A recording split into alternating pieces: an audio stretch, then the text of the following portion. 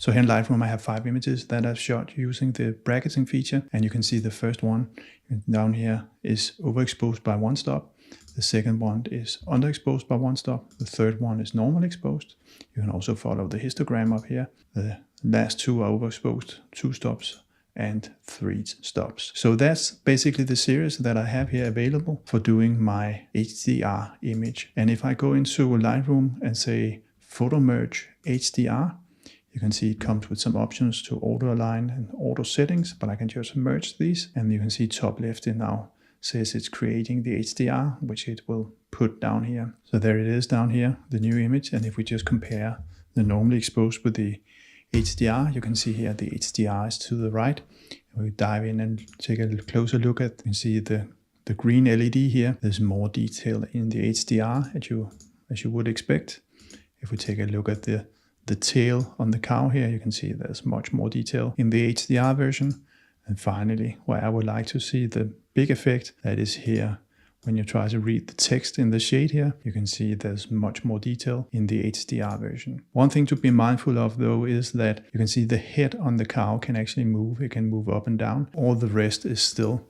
And if I go close, you can see here the head on the cow actually did move between the shots. So be mindful that this technique is only useful if you have a subject that's absolutely still. Also, I would recommend you put your camera on a tripod so you're absolutely sure it's not moving. That makes it the easiest for the post-processing software to merge the images into one final image. So there are 2 menus of interest in this case. The first one is the one you see here on the screen. And here you can select the size of the increments, whether you want half a stop or a third of a stop. You can also set up whether the camera is to cancel the bracketing if you turn off the camera, and you can configure the order in which it does the bracketing. I'm pretty sure that Lightroom really doesn't care which order the sequence is in, so I must admit I never use this. And then finally here, maybe one of the key menu items, this is where you set up the number of shots that you want.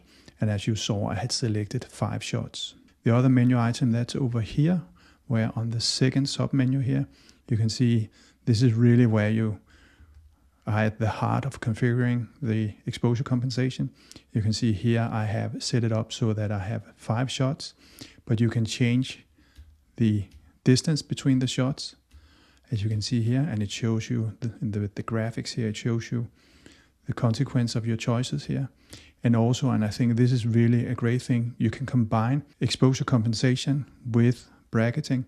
So I can actually do a parallel shift here of the entire setup that I have like this. And in the example I gave you, I had actually chosen to overexpose like this so that I had combined exposure compensation and bracketing. Once you're done with the configuration, you just select OK and you're good to go. You can see here it shows you in a graphical way the number of shots, and you're basically ready to fire now. You can shoot in both manual, aperture priority, shutter priority, and program mode. I would say that aperture priority is what makes the most sense for me, because then I can keep the aperture constant throughout the shots. If your aperture changes, that may give some differences in depth of field, so that's why I'm using aperture priority. But you can use all of these 4. Another thing to set up is that if you don't want to hit the shutter several times when you do the bracketing, but just want to hold it down and let the camera do the work, you need to be in one of the continuous modes. And I usually shoot in continuous high, but again, your personal preference. But be mindful of these 2 things. You need to select a mode where the camera can change the exposure. And if you don't want to hit the shutter too many times, make sure you are in continuous mode. So I think that's actually the gist of it. As always, happy shooting. Take care. Bye-bye.